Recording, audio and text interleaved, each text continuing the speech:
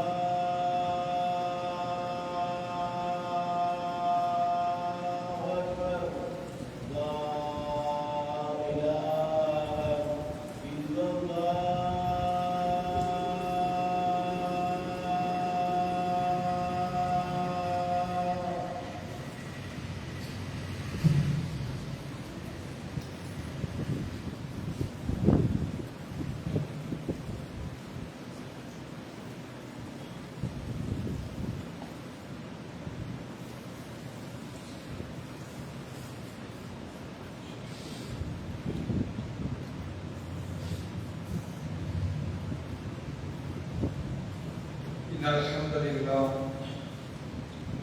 نحمده ونستعينه ونستغفره ونعوذ بالله من شرور أنفسنا ومن سيئات أعمالنا من يهده الله فلا مضل له ومن يضلل فلا هادي له وأشهد أن لا إله إلا الله وحده لا شريك له وأشهد أن محمدا عبده ورسوله أما بعد يا أيها الناس اتقوا ربكم الذي خلقكم من نفس واحدة وخلق منها زوجها وبث منهما رجالا كثيرا ونساء واتقوا الله الذي تساءلون به والأرحام إن الله كان عليكم رقيبا يا أيها الذين آمنوا اتقوا الله حق تقاته ولا تموتن இல்லா வானத்தும் முஸ்லிமும். எல்லா புகழும் புகழ்ச்சியும் அல்லாஹ் ஒருவனுக்கே உரித்தாகட்டுமாக. அல்லாஹ்வுடைய அருளும் கருணையும் நம் உயிரிலும் மேலான நபிகள் நாயகம் ஸல்லல்லாஹு அலைஹி வஸல்லம் அவர்களின் மீதும் அவர்களை அப்படியே பின்பற்றி வாழ்ந்த சத்திய சஹாபாக்கள் மீதும் தாபீன்கள் தபா தாபீன்கள் மீதும் குறிப்பாக இங்கு நிலவக்கூடிய நம் அனைவரின் மீதும் என்றென்றும் நின்று நிலவட்டுமாக. பேரன்புக்குரிய எல்லாம் வல்ல அல்லாஹ்வின் நல்லடியார்களே, அல்லாஹ்வுடைய மாபெரும் கிருபையினால் அவனுடைய அருள் நிறைந்த இந்த ஜும்மாவுடைய தினத்தில் அவன் நம் மீது கடமையாக்கி இருக்கிற இந்த ஜும்மாவுடைய தொழுகையை நிறைவேற்றுவதற்காக நாம் எல்லாம் இங்கே ஒன்று கொள்கிறோம். எப்படி அல்லாஹ் ரப்பல் ஆலமீன் இந்த இடத்தில் நாம் அனைவரையும் ஒன்று கூட்டினானோ அதே போல நாளை மறுமையிலே அல்லாஹ் தயாரித்திருக்கிற சொர்க்கத்திலே உயர்ந்த சொர்க்கமான ஜன்னத்துல் ஃபிர்தௌஸ் என்ற உயர்ந்த சொர்க்கத்தில் நாம் அனைவரையும் ஒன்று சேர்க்க வேண்டும் என்று பிரார்த்தனை செய்தவனாக எனது இந்த உரையை நான் ஆரம்பம் செய்கிறேன். அன்புள்ள சகோதர சகோதரிகளே, அல்லாஹ் ரப்பல் ஆலமீன் மனித சமுதாயத்தை படைத்து அந்த மனிதர்களுக்கு தேவையான ஏராளமான வழிகாட்டுதலை அல்லாஹ் ரப்பல் ஆலமீன் கொடுத்திருக்கிறான்.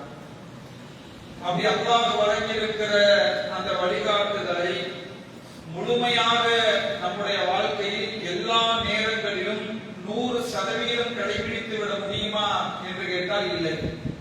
ஏனென்றால் நபிகள் நாயகம் ஸல்லல்லாஹு அலைஹி வஸல்லம் அவர்கள் சொன்னார்கள், குல்லு பனி ஆதம யுஹ்து பில்லைலி வன்னஹார். ஆதமுடைய மகன் காலையிலும் மாலையிலும் தவறு செய்யக்கூடியவனாகவே இருக்கிறான் என்று அல்லாஹ்வுடைய தூதர் சொன்னார்கள். அந்த அடிப்படையிலே ஆதமுடைய மக்களாக இருக்கிற நாம் நம்முடைய வாழ்க்கையிலே ஏராளமான நேரங்களிலே ஏராளமான இடங்களிலே தொடர்ச்சியாக பாவங்கள் செய்யக்கூடிய ஒரு படைப்பாகவே படைக்கப்பட்டிருக்கிறோம் என்று அல்லாஹ் ரப்பல் ஆலமீன் நமக்கு சொல்லி காட்டுகிறான். அதனால்தான் அல்லாஹ் ரப்பல் ஆலமீன் திருமறை குர்ஆனிலே சொல்லும் பொழுது, நீங்கள் பாவம் செய்யாத ஒரு கூட்டமாகவே ஆகிவிட்டால் எல்லோரும் அல்லாஹ்வை தொழுது அல்லாஹ் சொன்ன கட்டளைக்கு கீழ்ப்படிந்து அல்லாஹ் சொன்ன எல்லா விஷயங்களும் 100% நீங்கள் கடைபிடித்து பாவமே செய்யாத மக்களாக நீங்கள் இருந்தால் உங்களை அல்லாஹ் அழித்துவிட்டு இன்னொரு சமுதாயத்தை அல்லாஹ் கொண்டு வருவார். அவர்கள் பாவம் செய்வார்கள், அந்த பாவத்துக்கான மன்னிப்பை அல்லாஹ்விடத்தில் கேட்பார்கள் என்று அல்லாஹ் ரப்பல் ஆலமீன் திருமறை குர்ஆனிலே நமக்கு சொல்லி காட்டுகிறான். எனவே இந்த உலகத்திலே மனிதர்களாக படைக்கப்பட்டிருக்கிற நாம் ஏராளமான பாவங்களோடு ஏராளமான இடங்களிலே தவறு செய்யக்கூடியவர்களாக இருக்கிறீர்கள் என்று அல்லாஹ் சொல்லுகிறான். அப்படி பாவம் செய்யக்கூடிய மக்களிலே சிறந்தவர்கள் யார் என்று கேட்டால், தான் செய்த பாவத்தை ஒத்துக்கொண்டு அல்லாஹ்விடத்திலே கையேந்தி யார் அந்த பாவத்துக்கான மன்னிப்பை பெறுகிறாரோ அவர்தான் உங்களிலே சிறந்தவர், அவர்தான் சுவனத்துக்குரியவர் என்றெல்லாம் அல்லாஹ் ரப்பல் ஆலமீன் திருமறை குர்ஆனிலும் நபிகள் நாயகம் ஸல்லல்லாஹு அலைஹி வஸல்லம் அவர்களுடைய பொன்மொழிகளிலும் ஏராளமான செய்திகள் சொல்லி இருப்பதை பார்க்கிறோம். அந்த அடிப்படையிலே ஒரு இறையச்சம் உள்ள ஒரு ஈமான் உள்ள ஒரு அடியான் இந்த உலகத்திலே தவறு செய்து விட்டான் என்று சொன்னால், இந்த உலகத்திலே பாவம் செய்து விட்டான் என்று சொன்னால், அந்த இறையச்சமுடைய ஈமானுடைய உள்ளம் எப்படி இருக்கும் என்று கேட்டால், அந்த பாவத்திலிருந்து வெளியேறுவதற்காக ஒவ்வொரு நேரமும் துடிக்கக்கூடிய உள்ளங்களாக இருக்கும். அந்த உள்ளங்கள் அல்லாஹ்விடத்திலே கையேற்றக்கூடிய உள்ளங்களாக இருக்கும். அந்த உள்ளங்கள் செய்த பாவத்துக்காக அல்லாஹ்விடத்திலே மன்றாடக்கூடிய உள்ளங்களாக இருக்கும்.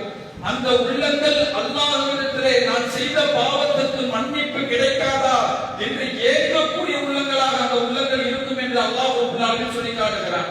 அந்த அடிப்படையில் இறையச்சமுடைய உள்ளங்கள் எப்படி இருக்கும் என்று கேட்டால், அது குற்ற உணர்ச்சியிலே தான் செய்த பாவத்தை நினைத்து வருந்தி இனி அந்த பாவத்தின் பக்கம் மீள மாட்டேன் என்று உறுதியோடு அப்படிப்பட்ட உள்ளங்கள் இருக்கும் என்று அல்லாஹ் ரப்பல் ஆலமீன் சொல்லி காட்டுகிறான். அந்த அடிப்படையில் நாம் இந்த உலகத்திலே இறையச்சவாதிகளாக இருந்தால் நாம் செய்த எல்லா பாவங்களுக்கும் அல்லாஹ்விடத்திலே கையேந்துவோம், அல்லாஹ்விடத்திலே மன்றாடுவோம், அல்லாஹ்விடத்திலே செய்த பாவங்களை ஒத்துக்கொள்வோம். அல்லாஹ் என்னுடைய பாவங்களை மன்னிக்க மாட்டானா என்று அல்லாஹ்விடத்திலே இருகரம் ஏந்தி அழுது புலம்புவோம். ஏன்னா அந்த வாசலை அல்லாஹ் திறந்து வைத்திருக்கிறார். யார் பாவம் செய்துவிட்டு அல்லாஹ்விடத்திலே கையேந்தி யா அல்லாஹ் என்னுடைய பாவங்களை மன்னித்து விடு என்று தன்னுடைய குற்றங்களை அல்லாஹ்விடத்திலே ஒப்படைக்கிறாரோ, தன்னுடைய குற்றங்களை அல்லாஹ்விடத்திலே சொல்லி மன்னிப்பு கேட்கிறாரோ, அவரை பற்றி அல்லாஹ் சொல்லுகிறார், அவர் இந்த உலகத்திலே பாவமே செய்யாதவரை போலவர். இந்த உலகத்தில் நீங்கள் செய்த பாவங்களுக்கு அல்லாஹ்விடத்திலே பாவ மன்னிப்பு கேட்டிருக்கும் காலமெல்லாம் அல்லாஹ் திருமறை குர்ஆனிலே சொல்லுகிறார், எந்த சமுதாயங்கள் எல்லாம் தான் செய்த பாவங்களுக்காக அல்லாஹ்விடத்திலே மன்னிப்பு கேட்டுக் கொண்டிருக்கிறதோ அந்த சமுதாயத்தை அல்லாஹ் ஒருபொழுதும் அழிக்க மாட்டான். ஏன் அந்த சமுதாயம் அல்லாஹ்விடத்திலே கையேந்தி பாவ மன்னிப்பை கேட்கிறார் என்று அல்லாஹ் சொல்லுகிறான். எனவே அன்புள்ள சகோதரர், இப்படியாக அல்லாஹ்விடத்திலே நாம் செய்திருக்கிற பாவங்களுக்கு அல்லாஹ்விடத்திலே இருகரம் கையேந்தி பாவ மன்னிப்பை பெற வேண்டும் என்று அல்லாஹ் ரப்பல் ஆலமீன் திருமறை குர்ஆனிலே இஸ்திக்பாரை தௌபாவை அல்லாஹ் ரப்பல் ஆலமீன் ஏராளமான இடங்களிலே வலியுறுத்தி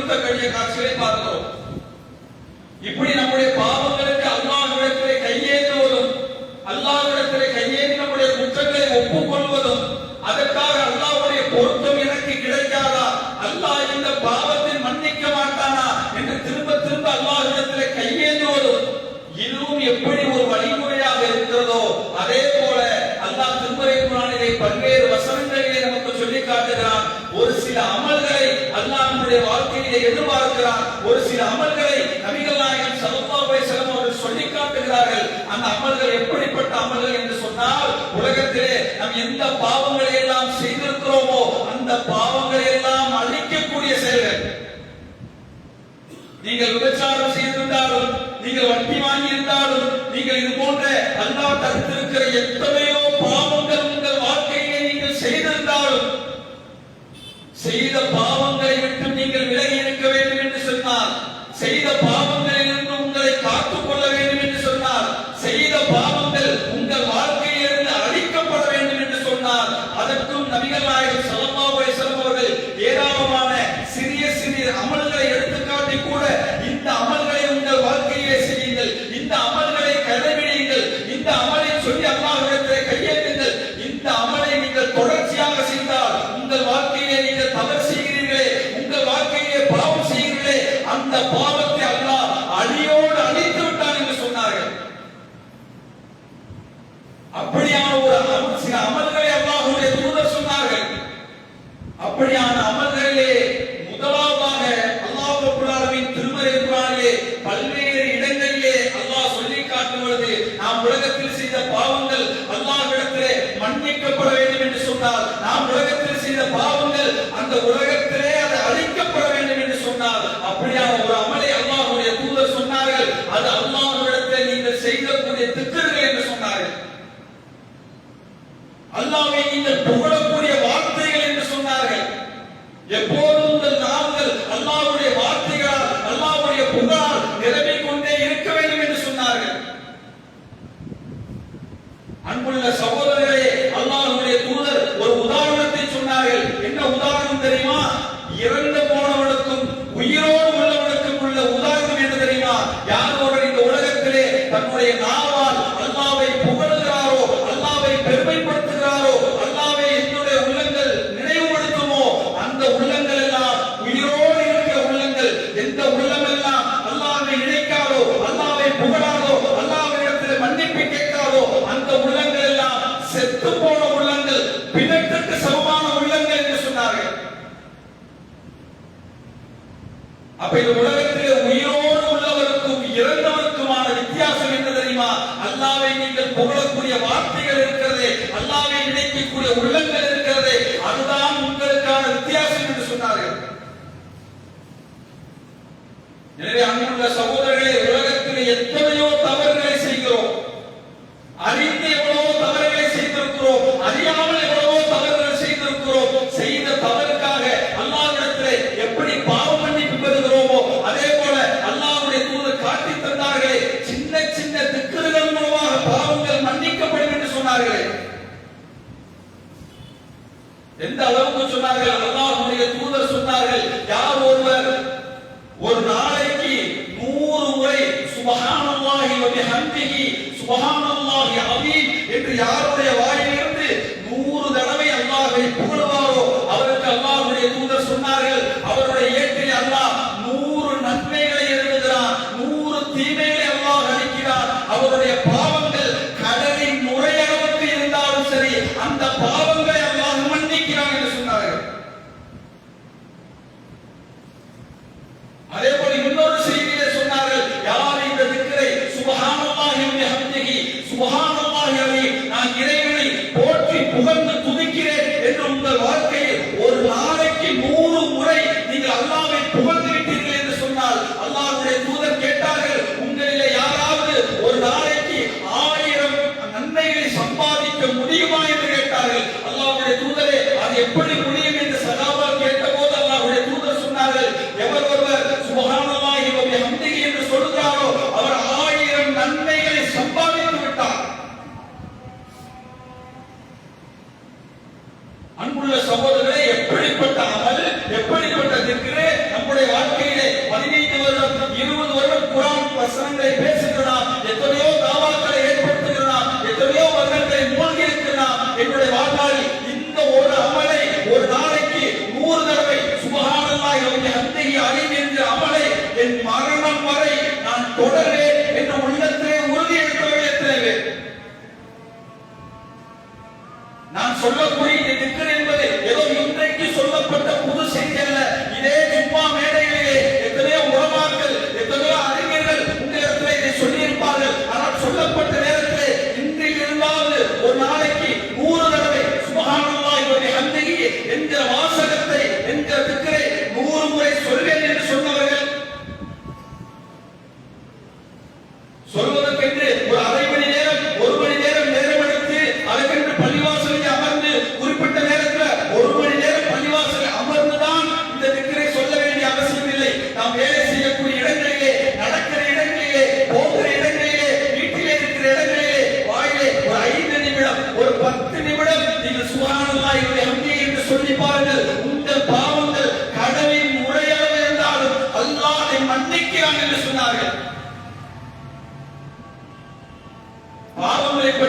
சிந்திக்கிற நாம், பாவங்களை பற்றி சிந்திக்கிற நாம், பாவங்களிலிருந்து என்னை பாதுகாத்துக் கொள்ள வேண்டுமே என்று நினைக்கிற நாம், எத்தனை முறை அந்த பாவங்களிலிருந்து அழிக்கக்கூடிய அமலை அல்லாஹ்வுடைய தூதர் சொன்னார்களே, அந்த அமலை என்னுடைய வாழ்க்கையிலே கடைபிடிப்பேன் என்று சொன்னார்கள்.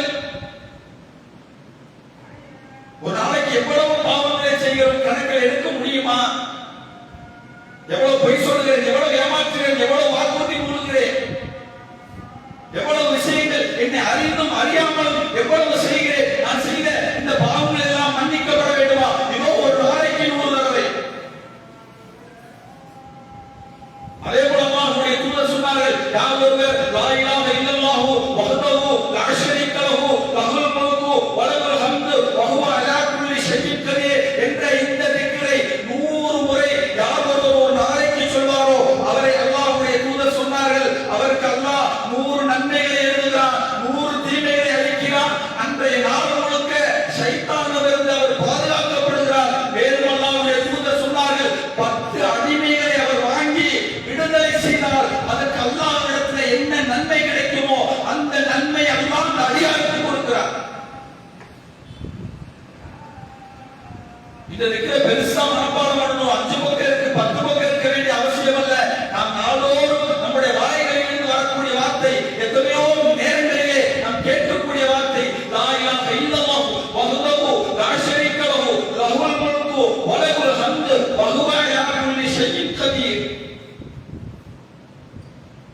ஒரு அடிமை என்று சொன்னால் பல லட்சங்கள் பல கோடிகள் சுற்ற அளவுக்கு மதிப்புள்ள விளைபொருளாக இருக்கிற அடிமைகளை 10 பேரை நீங்கள் வாங்கி அதை அவர்களுக்காக விடுதலை கொடுத்தால் அதற்கு அல்லாஹ்விடத்தில் உங்களுக்கு என்ன நன்மை கிடைக்குமோ அந்த நன்மை எழுதுகிறான். அல்லாஹ் உங்கள் பாவங்களை அழிக்கிறான். அன்புள்ள சகோதரரே, நம்முடைய வாழ்க்கையில் எத்தனை தடவை யோசித்திருப்போம், செய்திருப்போம், படித்திருக்கிறோம், அதை அமல் செய்ய வேண்டும், அமல்படுத்த வேண்டும். என் பாவங்களுக்கான செய்திகளை அழிக்க வேண்டும் என்பதற்காக செய்திருக்கிறோம். அன்புள்ள சகோதரரை, நான் சொல்லக்கூடிய இந்த செய்திகளை சாதாரண உள்ளங்களால் செய்ய முடியாது. அது இறையச்சம் உடைய உள்ளங்களால் வெளிப்படக்கூடிய வார்த்தை உண்டு. அது ஈமானுடைய உள்ளங்களால் வெளிப்படுத்தக்கூடிய வார்த்தை எது? அது இறைவனுடைய அன்பையும் இறைவனுடைய பொருத்தத்தையும், இறைவன் இந்த உலகத்திலே என்னுடைய பாவங்களை மன்னிக்க வேண்டும் என்று யார் விரும்புவாரோ, யார் ஆசைப்படுவாரோ, யார் அந்த சுவனத்துக்கு ஏங்குவாரோ அந்த உள்ளங்களால் வெளிப்படுத்தக்கூடிய வார்த்தை எது? அவர்களை தவிர மற்ற எவர்களாலும் இந்த வார்த்தையை சொல்லிவிட முடியாது. உங்களால் 10 தடவை கூட அதை எண்ணி முடிக்க முடியாது. எத்தனையோ திக்ர்களை சொன்னார்கள். யாரோ ஒரு தொழுகை முடிந்த பிறகு சுப்ஹானல்லாஹ் 33 தடவை, அல்ஹம்துலில்லாஹ் 33 தடவை, அல்லாஹு அக்பர் 33 தடவை என்று சொல்லுவாரோ அவரின் பாவங்கள் கடலின் முறையோடு அவர் மன்னிக்கப்படும். நீங்க எண்ணி பாருங்க, உங்கள் இறையச்சத்திலே ஈமானிலே இருந்தால் உங்களால் சரியான முறையில் அதை எண்ணி விடலாம். எண்ணி பாருங்கள், உங்கள் விரைவால் எண்ணி பாருங்கள்.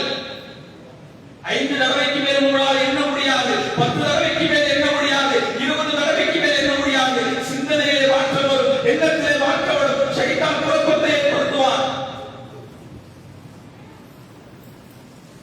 உங்கள் பாவங்கள் கடலின் முறையோடு இருந்தாலும் சரி. எனவே அன்புள்ள சகோதர சகோதரிகளே, நாம் உலகத்தில் செய்த எத்தனையோ பெரும்பாவங்களை செய்திருக்கிறோம், எத்தனையோ சின்ன சின்ன பாவங்களை அன்றாடம் செய்து வருகிறோம். அந்த பாவங்கள் எல்லாம் மன்னிக்கப்பட வேண்டும் என்று சொன்னார். இதுவல்ல, இது போன்ற எத்தனையோ அல்லாஹ்வை நினைவு கூறக்கூடிய சில வார்த்தைகளை அல்லாஹ்வுடைய தூதர் சொன்னார்கள். காரணம் என்ன தெரியுமா? அந்த வார்த்தைகளை சொல்லி உங்கள் பாவங்களுக்கான மன்னிப்பை பெற வேண்டும் என்று சொன்னார்கள்.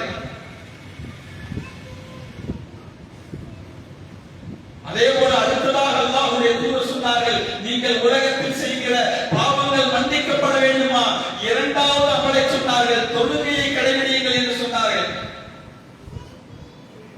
தொழுகை என்று சொன்னால் வெறுமனே 2 ரக்காத் தொழக்கூடிய அதை மட்டும் சொல்லவில்லை. தொழுகைக்கு முன்னால் இருக்கக்கூடிய உணவை சொன்னார்கள், தொழுகைக்காக தயாராவதை சொன்னார்கள், தொழுகைக்காக நரம்புவதை சொன்னார்கள், தொழுகைக்காக எதிர்பார்ப்பதை சொன்னார்கள், தொழுது முடித்துவிட்டு அமர்வதை சொன்னார்கள். தொழுகை வந்து 2 ரக்காத் தொழுகை மட்டும் சொல்லல, தொழுகைக்காக வாங்க சொன்ன உடனே உங்கள் வீட்டிலே உள் செய்து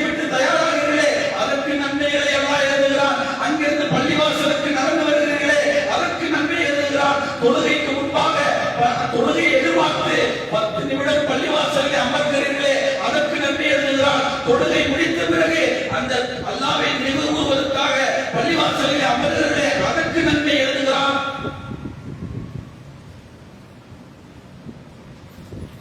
எப்படி பிரிக்கிறாங்க தொழுகையை கூட ரசூலுல்லாஹ் சுருக்கமா பிரிச்சதில்ல.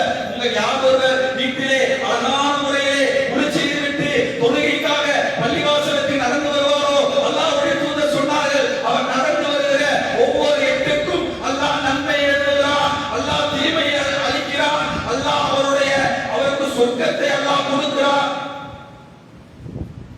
சொர்க்கத்திலே மரத்தை அவர்களுக்காக நடுகிறான். யார் ஒருவர் தொழுகைக்காக வந்து அழகிய முறையிலே ஒளி செய்து விட்டு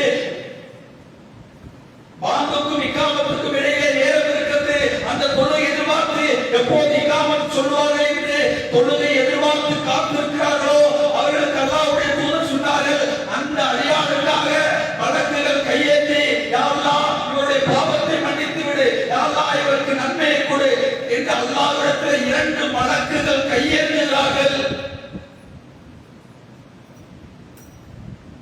மலக்குகளின் துவா, அன்புள்ள சகோதர சகோதரிகளே, மலக்குகளின் துவா சாதாரண நபர்களுக்கு கிடைக்குமா?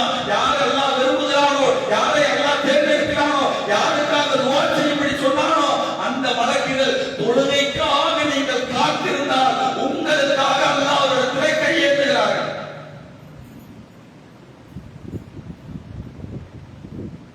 அதனால்தான் நபிகள் நாயகம் ஸல்லல்லாஹு அலைஹி வஸல்லம் அவர்கள் காலத்திலே வாழ்ந்த எந்த நபி தோழரும் பள்ளிவாசலுக்கு அருகிலே இருக்கிற வீட்டை விரும்பவில்லை. உபை இப்னு கஅப் ரலியல்லாஹு அவர்கள் அறிவிக்கிறார்கள், நாங்கள் ஒரு அன்சாரி தோழரை பார்க்கிறோம், நீண்ட தூரத்திலிருந்து அல்லாஹ்வுடைய தூதருடைய பள்ளிவாசலுக்காக அவர் நடந்து வருவார், அங்கே தொழுகை நடத்துவார். அவரிடத்தில் நாங்கள் கேட்டோம், ஏன் இவ்வளவு நீண்ட தூரத்திலிருந்து எல்லா நேரத்திலும் பள்ளிவாசலுக்கு நடந்து வருகிறீர்களே, நீங்க பள்ளிவாசல் பக்கத்திலே உங்கள் வீட்டை மாற்றிக்கொள்ள கூடாதா என்று கேட்டார். அந்த தோழர் சொல்கிறார், இல்லை தோழரே, அல்லாஹ்வுடைய தூதர் வீடு இருக்கிறதே, அந்த வீட்டின் அருகில் இருப்பதை கூட உள்ளம் விரும்பவில்லை. ரசூலுல்லாஹ் வீட்டு பக்கத்திலே வீடு இருக்குமே, அப்படி கூட நான் விரும்பல. கேட்டவருக்கு ஆச்சரியம். அவர் கேட்கிறார், அவர் உடனே அல்லாஹ்வுடைய தூதரிடத்திலே நான் இப்படி அவரிடத்திலே சொன்னேன், அவர் உங்கள் வீட்டின் அருகிலே இருப்பதை விரும்பவில்லை என்று சொன்ன பொழுது அல்லாஹ்வுடைய தூதர் அவரிடத்திலே விசாரிக்கிறார்கள். உடனே அந்த நபித்தோழர் சொல்கிறார், அல்லாஹ்வுடைய தூதரே, நீங்கள் சொன்னீர்களே, யார் பள்ளிவாசலுக்கு நடந்து வருவாரோ, நடந்து வருகிற ஒவ்வொரு எட்டுக்கும் அல்லாஹ் நன்மையை தருவதாக சொன்னீர்களே, அல்லாஹ் பாவங்களை மன்னிப்பதாக சொன்னீர்களே, அல்லாஹ் அந்தஸ்தை உயர்த்துவதாக சொன்னீர்களே, அந்த நன்மைக்காக நான் நடந்து வருகிறேன் என்று சொன்னார்கள். அல்லாஹ்வுடைய தூதர் சொன்னார்கள், உங்கள் எண்ணத்துக்கேற்ப அல்லாஹ் கட்டாயமாக கூலி கொடுப்பான். அன்புள்ள சகோதரர்களை, இந்த எண்ணத்தோடு, இந்த உள தூய்மையோடு, இந்த இக்லாஸோடு பள்ளிவாசலுக்காக தொழுகைக்காக நான் நடந்து வந்தால் என் பாவங்கள் மன்னிக்கப்படும், எனக்காக அல்லாஹ் நன்மை வழங்குவான், அல்லாஹ் எனக்கு சுவனத்தை கொடுப்பான். எத்தனை பேர்கள் அப்படியாக பள்ளிவாசலுக்கு நடந்து வந்திருக்கிறோம். பெரும்பாலும் வேலை, ஜாப்பு, வண்டி, இன்றைக்கு வாகனம் என்பது அத்தியாவசிய தேவை. ஆனால் ஒரு வேலை, வீட்டிலே இருக்கிறோம், வீட்டிலே இருக்கிற நாம் இன்றைக்கு எந்த வேலையும் இல்லை, வீட்டிலே இருக்கிற வண்டியை நிறுத்திவிட்டு இன்றைக்கு ஒரு நாள் மட்டும் பள்ளிவாசலுக்கு நடந்து செல்வோம். காரணம், அல்லாஹ்வுடைய தூதர் சொன்னார்களே, அந்த நன்மைகளை அடைந்து கொள்வதற்காக நான் நடந்து செல்கிறேன். நடந்து சென்றவர்கள் எத்தனை பேர்?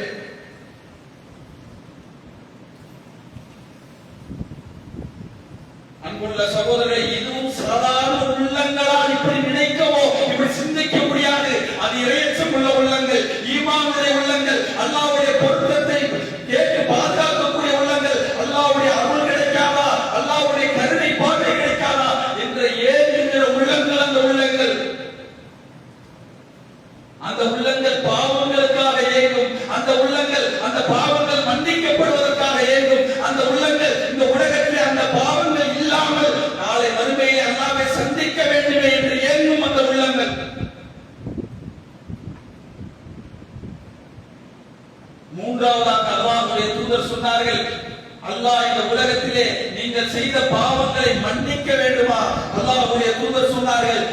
ஒருவர் தன் வீதிகளிலே நடந்து வருகிற பொழுது மக்களுக்கு தொல்லை தருகிற ஏதேனும் ஒரு முல்லை அங்கிருந்து அதை அகற்றிவிட்டார் என்று சொன்னார். அல்லாஹ்வுடைய தூதர் சொன்னார்கள், அல்லாஹ் அவருக்கு நன்மையை தருகிறான், அல்லாஹ் அவருடைய பாவங்களை மன்னிக்கிறான். அடுத்தவர்களுக்கு நீங்கள் செய்யக்கூடிய சின்ன சின்ன உதவிகள் என்ன தெரியுமா?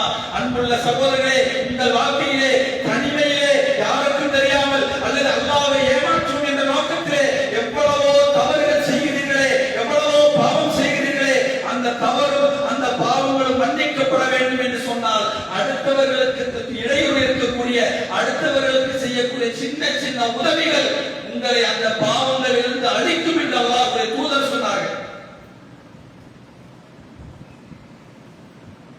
இஸ்லாத்தை பற்றி சொல்லும்போது சொன்னார்கள், தீனு அன்-நஸீஹா என்று சொன்னார்கள். இஸ்லாம் என்றால் என்ன தெரியுமா? அடுத்தவர்களுக்கு நலன் நாடுவது இஸ்லாம் என்று சொன்னார்கள். இஸ்லாம் என்றால் தொழுகை என்பது, இஸ்லாம் என்றால் நோன்பு, இஸ்லாம் என்றால் ஜக்காத், இஸ்லாம் என்றால் ஹஜ். அது மட்டுமல்ல, இஸ்லாம் என்றாலே அடுத்தவர்களுக்கு நன்மை செய், உன்னால் முடிந்த உதவிகளை செய், அடுத்தவர்களுடைய துன்பத்திலிருந்து காப்பாற்று. நீ இஸ்லாத்தை சிறந்ததை செய்து விட்டாய்.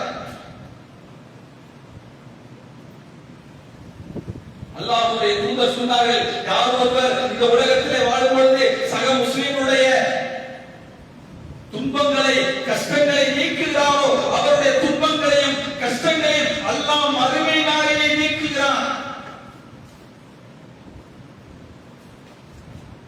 அன்புள்ள சகோதரரை, சக முஸ்லிமாக கலந்து வாழுகிற நாம் அடுத்தவர்களின் துன்பங்களை போக்கணுமே. அடுத்தவர்களுக்கு என்னாலான சின்ன சின்ன உதவிகள் என் வாழ்க்கையில் பெரிய பெரிய விஷயம் அல்ல, சின்ன சின்ன செய்திகள் கூட ஒருவருடைய வாழ்க்கையை தலைவீழாக மாற்றும். அன்புள்ள சகோதரர்களை, வெளிநாட்டிலே நடந்த ஒரு சம்பவம். 2 அறைகளிலே ஒரு அறையிலே ஒரு முஸ்லிம் அல்லாத சகோதரர் இருக்கிறார், இன்னொரு அறையிலே 2 முஸ்லிம் வாலிபர்கள் இருக்கிறார்கள். அந்த முஸ்லிம் அல்லாத சகோதரருக்கு வலிப்பு நோய் ஏற்பட்டு வலியால் துடிக்கிறார். அந்த 2 முஸ்லிம் வாலிபர்கள் சேர்ந்து அந்த முஸ்லிம் அல்லாதவரை தூக்கி காரிலே எடுத்து செல்கிறார்கள். அந்த நேரத்திலே அந்த முஸ்லிம் வாலிபர் தும்முகிற நேரத்திலே அல்ஹம்துலில்லாஹ் என்ற வார்த்தையை சொல்கிறார். அருகிலே இருப்பவர் யர்ஹமுக்குமுல்லாஹ், அல்லாஹ் உங்களுக்கு அருள் செய்யட்டும் என்று சொல்கிறார்.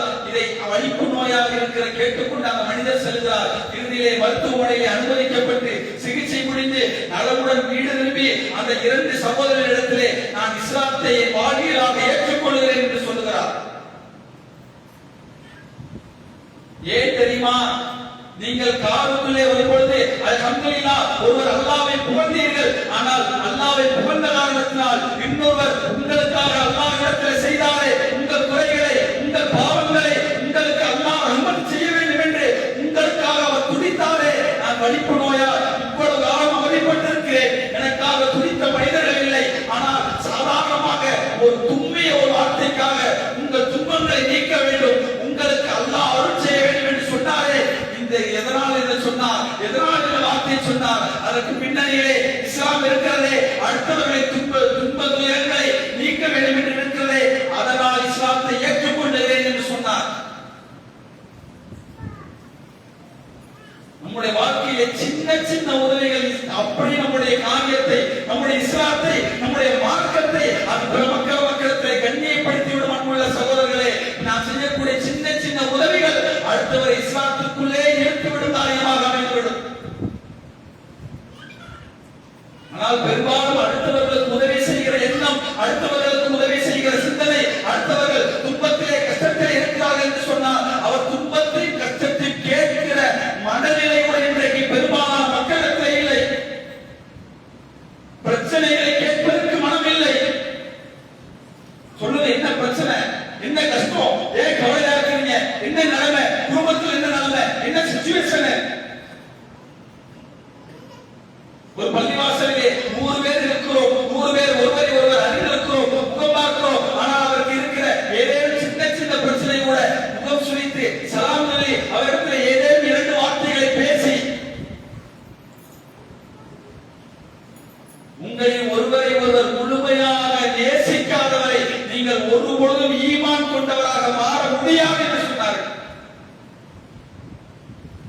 நீங்க அடுத்தவரை நேசிக்கல, அடுத்தவருடைய துன்பத்தில் பங்கெடுக்கல, நீங்கள் உண்மையான முழு மக்கள் இல்லை என்று அல்லாஹ்வுடைய தூதர் சொன்னார்கள். எனவே அன்புள்ள சகோதர சகோதரிகளே, அடுத்தவருடைய துன்பத்திலே பங்கெடுப்பது இருப்பதே, அடுத்தவர்களுக்கு செய்யக்கூடிய சின்ன சின்ன உதவிகள் இருப்பதே, ஏதேனும் ஒரு துறையிலே நாம் இருப்போம்.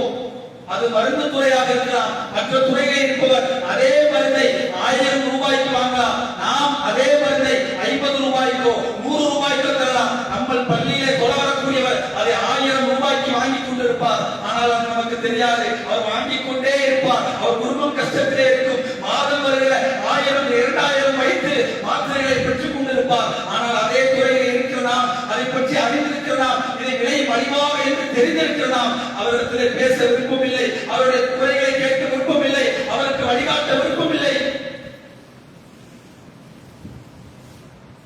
எப்படி நம்முடைய பாவங்களை மன்னிப்பான் நம்முள்ளவர்களே?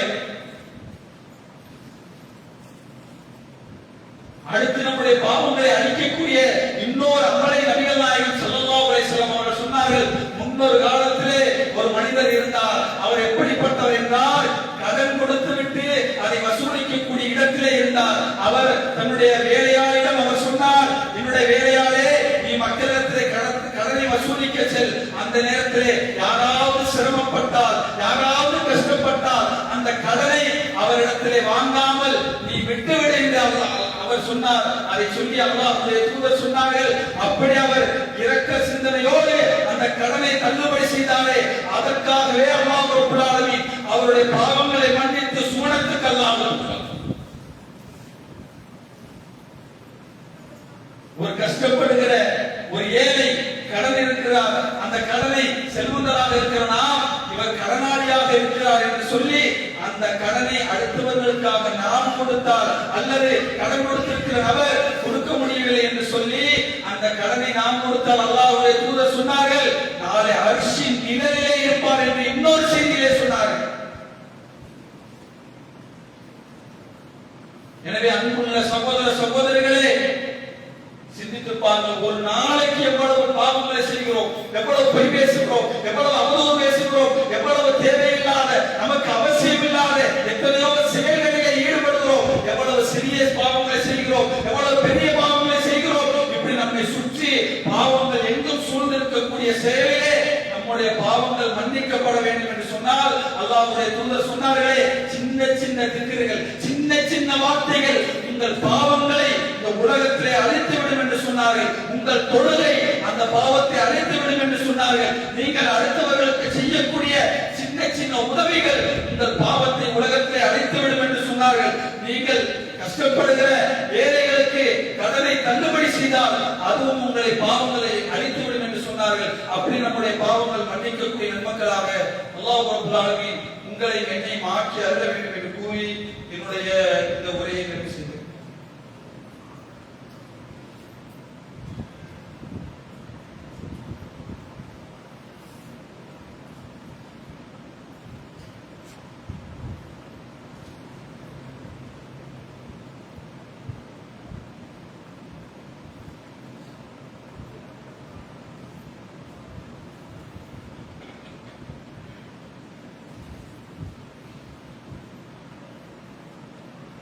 அன்புள்ள சகோதர சகோதரிகளே,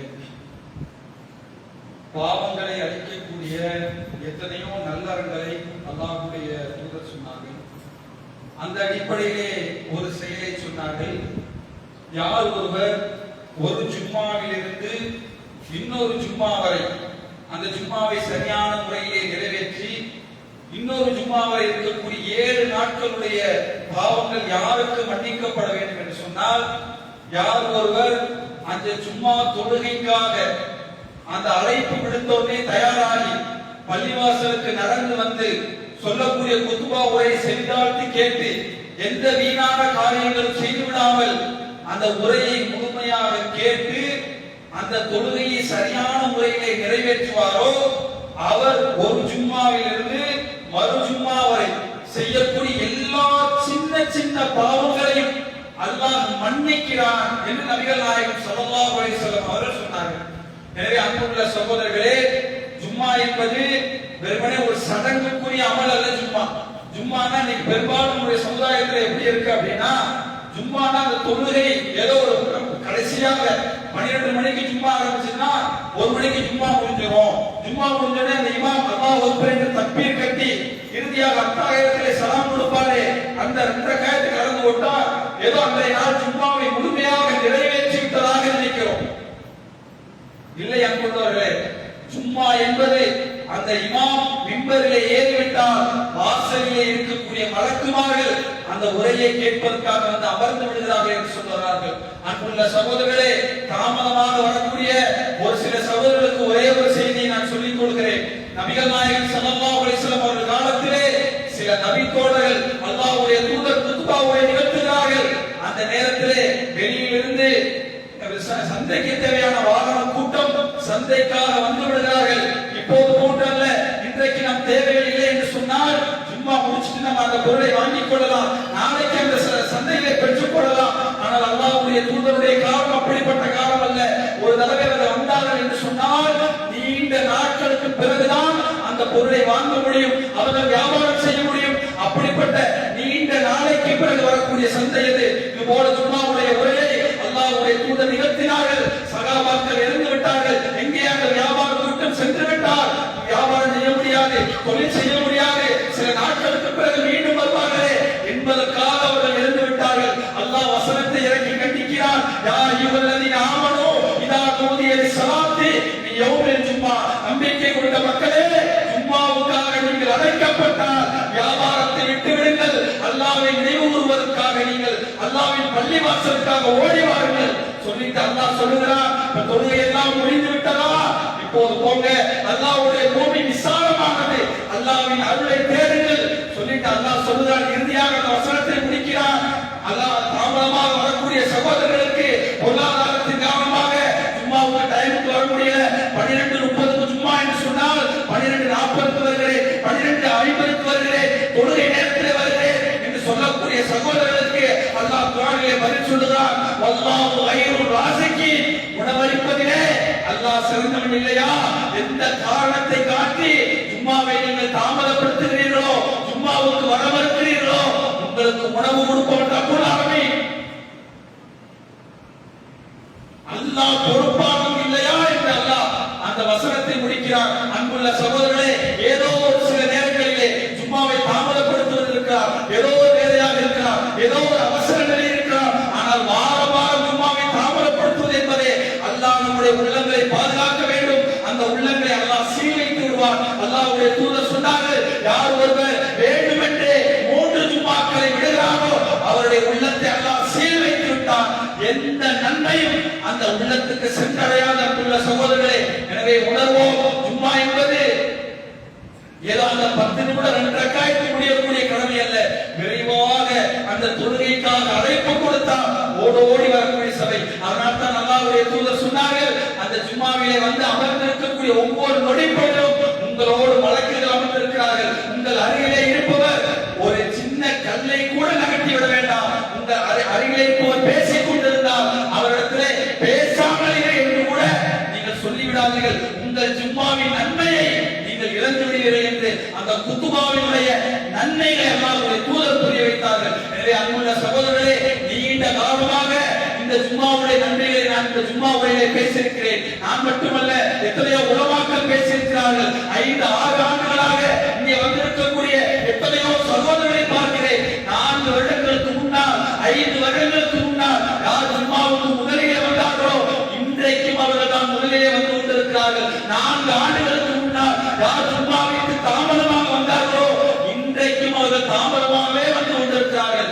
எத்தனை உரை நிகழ்த்தினாலும், எவ்வளவு நாள் வசனங்களை பேசினாலும், எவ்வளவு நபிகளாக பொன்மொழிகள் சொல்லப்பட்டாலும் உள்ளத்திலே மாற்றம் இல்லை என்று சொன்னால் சகோதரர்களே, சிந்திக்க வேண்டியது நம்முடைய உள்ளங்களை சுய பரிசோதனை செய்ய வேண்டியது நம்முடைய உள்ளங்களை தான் என்பதை புரிந்து கொள்ள வேண்டும். இது நம்முடைய வாழ்க்கைக்கான வழிகாட்டுதல், நம்முடைய குடும்பத்திற்கான வழிகாட்டுதல், நமக்கான நேர்வழி. அந்த நேர்வழி உள்ளத்திலே சென்றடையும் பொழுதுதான் இந்த உலகத்தை ஒரு விரிந்த பார்வை, ஒரு பரந்த பார்வை, ஒரு ஹிதாயத்தை, ஒரு நேர்வழியை அல்லாஹ் இந்த ஜும்மாவின் மூலமாக வைத்திருக்கக்கூடிய. எனவே அன்புள்ள சகோதரர்களே, ஒரு சில சகோதரர்கள் தாமதமாக இந்த பள்ளிக்கு சென்றால் 1 மணிக்கெல்லாம் ஜும்மா முடிந்துவிடும். எனவே அதற்காகவே வந்திருக்கக்கூடிய சில சகோதரர்களை பார்க்கிறோம். அந்த இக்லாஸ், அந்த உல தூய்மை மிக மோசமான சகோதரர்களை விலக்கிக் கொள்ளுங்கள். எத்தனையோ பள்ளிகள் நம்மை சுற்றி இருக்கிறது. உங்களுக்கு தாமதமானால், ஒருவேளை தாமதமானால் எந்த கவலையும் இல்லை. எந்த பள்ளிவாசலிலே ஜும்மாவுக்கு முன்னால் ஒரு நிகழ்த்தவர் இருக்கிறாரோ அந்த பள்ளிவாசலுக்கு சென்று விடுங்கள். அப்போதுதான் வழக்குகள் உங்களை குறிப்பார்களே, அந்த ஏடுகள் உங்கள் பெயரிலே சேர்க்கப்படும். அந்த ஏடுகள் நாளை வறுமையிலே எடுத்து காட்டப்படும். அந்த ஏடுகள் தான் நாளை மீசானுடைய தராசிலே நன்மையா தீமையா என்று தீர்மானிக்கப்படும். எனவே வந்திருக்கக்கூடிய சகோதரர்கள் அடுத்து வரக்கூடிய அடுத்தடுத்த ஜும்மாக்களில் மிக விரைவாக வந்து முழுமையாக நன்மை அடையக்கூடிய நன்மக்களாக அல்லாஹ் ரப்பல் ஆலமீன்